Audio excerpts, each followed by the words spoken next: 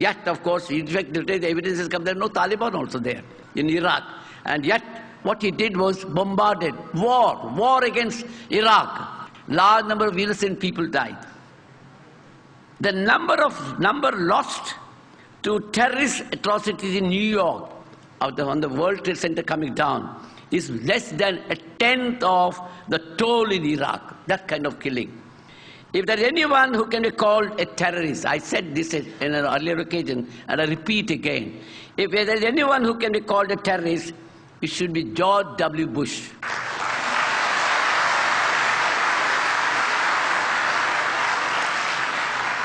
He has declared a war, and it is not a war according to law.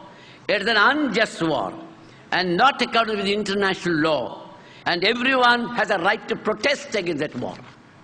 If anyone could protest, anyone could condemn that kind of war. Be a Hindu, Christian, Muslim, fundamentalist or otherwise. You have a right to protest. Just because we protest and condemn, we cannot be considered as terrorists. One of the most difficult problems is to define terrorism. See, we talk of terrorists. Where is the definition of terrorism? How do you define terrorism? Tada did not define terrorism. Porta did not define terrorism. Only terrorist acts were defined. And those acts could be even under the Indian Penal Code. They are not different. Murder, killing, dacoity, using guns, all are under the ordinary law. But at the discretion of the police, they can use it as an act of terrorism under Tada law. If it could be broadly agreed that the deliberate killing of innocent civilians, you find this kind of definition in the dictionary, if it could be agreed that the deliberate killing of innocent civilians is a central element in most definitions of terrorism, then in that event, the worst terrorists of the last century should be the USA for bombings of Hiroshima and Nagasaki, where suffering of large number of innocent people has never been healed even after 6 decades. Just killed lakhs of people in these two places. So also, the worst violators of the 21st century as it began are the USA and Great Britain. There's not much difference between George W. Bush and Lashkar-e-Taiba.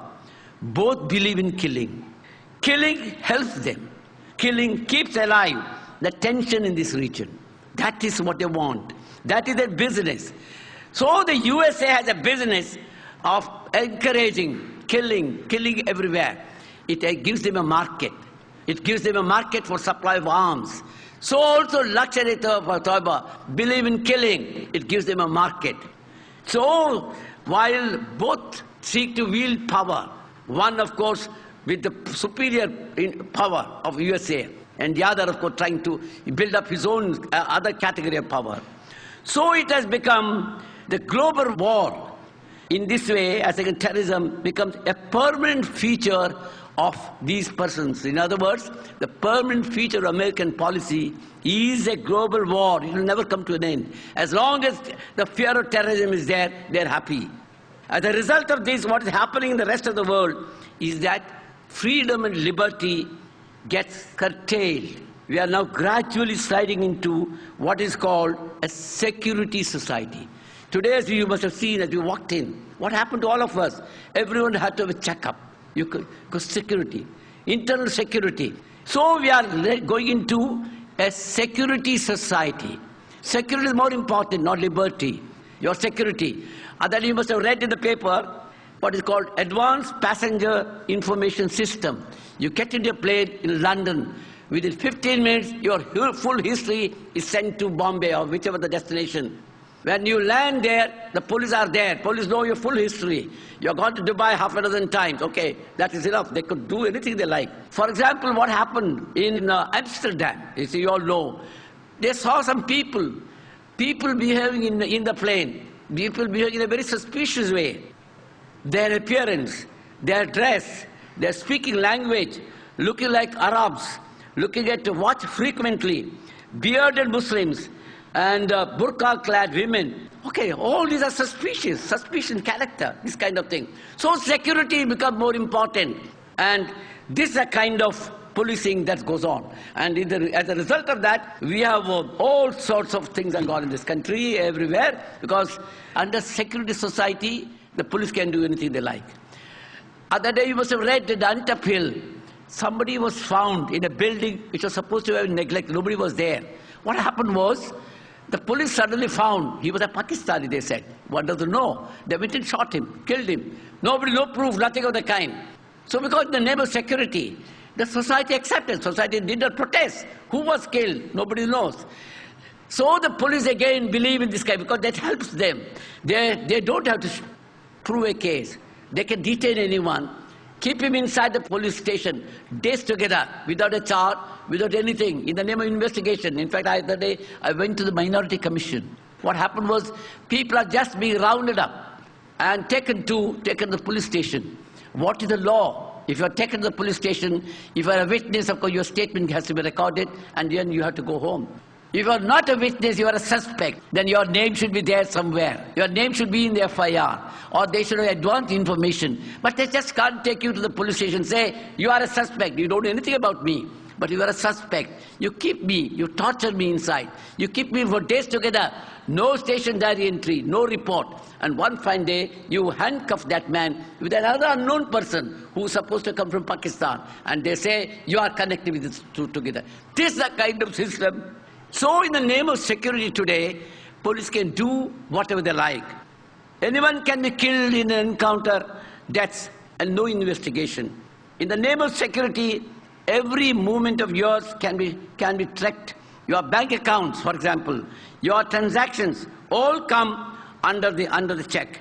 In the name of security, see, the other day the rule has come. In Bombay city, you can't sell or buy property. You can't rent out your house. You want to rent out, you have to go and inform the police officer. So the police have to be informed. So liberty is becoming a casualty. You are literally going to be enslaved. Soon if this kind is encouraged, ultimately, you slowly, your rights are being taken away. Your liberty is being taken away. You are enslaved. This is a kind of thing. And I tell you, this is not something new. When TADA was introduced, also it was introduced for the sake of security. Even the Supreme Court, though it's a draconian law, unjust law, after Maneka Gandhi's case, nobody could have upheld that kind of law. Yet the Supreme Court upheld that law. Again, in the name of internal security. In the name of security, that's the main consideration. They upheld quota law, again in the name of security. They upheld Armed Forces Special Powers Act, which has done havoc in northeastern states, Manipur and so on, those places. Yet we upheld the law in the name of security. All of principles of the liberal society, justice, social, economic, everything, all those they have forgotten. This is a kind of approach. So therefore it is necessary, we must understand, this violence must come to an end. So what is the solution? Solution is not arms. Solution is not violence. Violence against me from the people or from the state. No. What is required is that why should there be so much violence in the society? Our approach should be why there is this kind of terrorism. What is the reason for that? That is the thing the government must understand. Not arms, not this kind of harsh law. I tell you, there is so much of injustice in the society. Go to any part of India, anywhere. So much of injustice. The rich and the powerful can get away with impunity. Nothing happens to them. America can invade any country, nothing happens to them internationally. Within India, the rich and powerful are not bothered. They don't go in for voting, but they get whatever they want. But the poor, what happens to the poor? The marginalized. Huge projects, for example. We have built huge projects. I got details of statistics if you want, I can give them. What happens to them? Narmada Dam is the simplest example. Came up. What happened to the people who were affected? Large number of tribals, what happened to them? They had lost their land, lost